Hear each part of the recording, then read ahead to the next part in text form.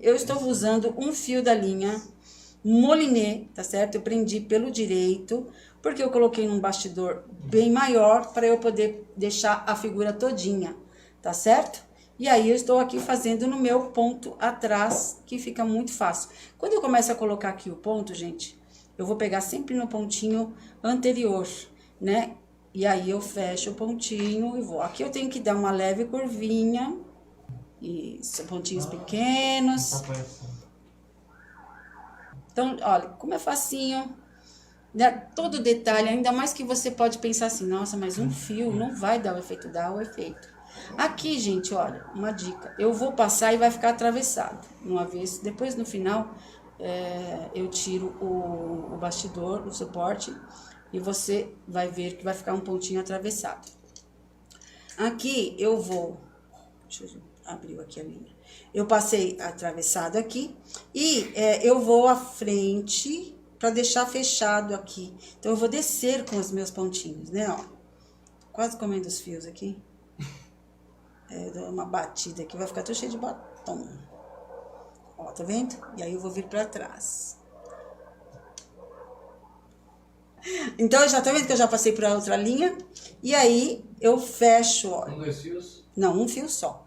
Agora, um fio só da Moliné. Aí você, de repente, você pode experimentar fazer com linha de costura. Eu não tenho muito hábito da linha de costura, porque eu tenho as linhas Molinês, né? Que são as linhas de meada. Então, eu acabo utilizando essas mesmo, que eu gosto. São linhas próprias mesmo para o bordado. Não que a linha de costura não seja. Pode bordar, né? Se você não tem, começa com essa linha. Se você tem aí, você quer fazer... 351, um fio, isso mesmo. Eu usei até agora a 359 e a 351, mas você usa a cor que você deseja, tá certo? De repente você tem um outro tom ali parecido, ou você quer fazer mais colorido ainda, ou esse chapéuzinho. Pontos milimétricos? Porque a gente tá fazendo, olha, como que a gente tá trabalhando, ó. Agulha de cima para baixo, de baixo para cima. Então, eu desço. Eu estou com um bastidor maior para você ver justamente como não é problema também um bastidor maior. Eu só não vou conseguir segurar aqui na minha mão, porque eu tô, mesmo que eu segure na minha mão, eu quero dar uma dica para vocês. Eu talvez não consiga mostrar agora. No final, eu vou mostrar, tá? No final, eu mostro uma dica. É você encostar o bastidor na sua barriga e na ponta da mesa. É uma dica para você trabalhar com bastidor como no lugar do suporte.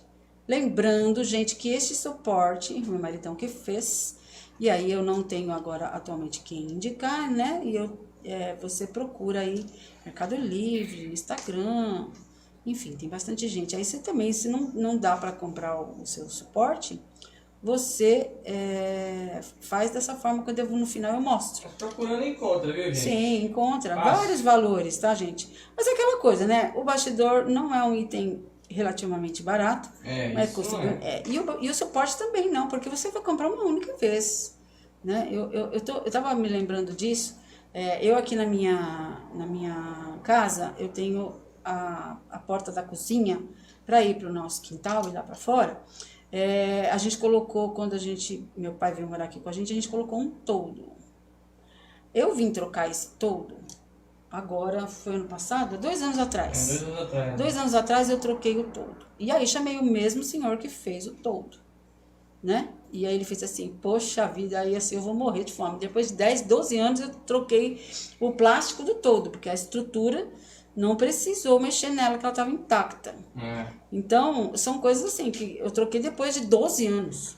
E em relação a custos, 10 anos. gente, em relação a custos, quem trabalha bordando, por exemplo, quem vende os seus trabalhos para os seus clientes, pode pegar o custo de uma peça como suporte de bastidor e dividir ela, né, em quantos trabalhos você for fazer, e acrescentar a sua mão de obra, por exemplo. Se a sua mão de obra vale 100 e você comprou o suporte por 300, entendeu? Você pode dividir por 10 e acrescentar, entendeu? Em 10 trabalhos, 30. Aí você cobra 130 do seu bordado para você ter de volta. Mas César, aí assim, de haver o dinheiro, né? Aí na realidade assim, custo-benefício. Você vai comprar uma vez o suporte e depois não precisa comprar mais, porque tá aí, né? Esse aqui pro resto da minha vida. se eu conservar bem e tudo, mesmo se você compra um suporte que é aquela madeira que é um pouquinho mais, não sei dizer a qualidade dela, mas a Pinus, por exemplo, dependendo do lugar, gente, ela cria bolor. Então precisa tomar cuidado quando você guarda, né? E aí, o que acontece? Você guardando bem, arrumando bem, deixando bem, vai pro resto da vida, né? Não tem necessidade de troca. Eu tirei aqui, gente, porque eu coloquei torto, aí ele ia ficar torto, eu não quero, então tira um pouquinho e arruma. É muito gostoso, ainda tá um pouquinho torto, mas a gente vai dar uma... Vamos ver. Se eu achar que tá... Aquele bololô que ficou na última... os últimos minutos da live de terça-feira, foi só naquele último pontinho mesmo. Eu tirei e ele soltou rapidinho. Mas eu sempre falo que eu não vejo problema para desmanchar se eu não gostei, se ficou torto, se não deu certo, né? Então, olha só. Claro que assim a gente leva um pouquinho mais de tempo para trabalhar, né? Porque fica...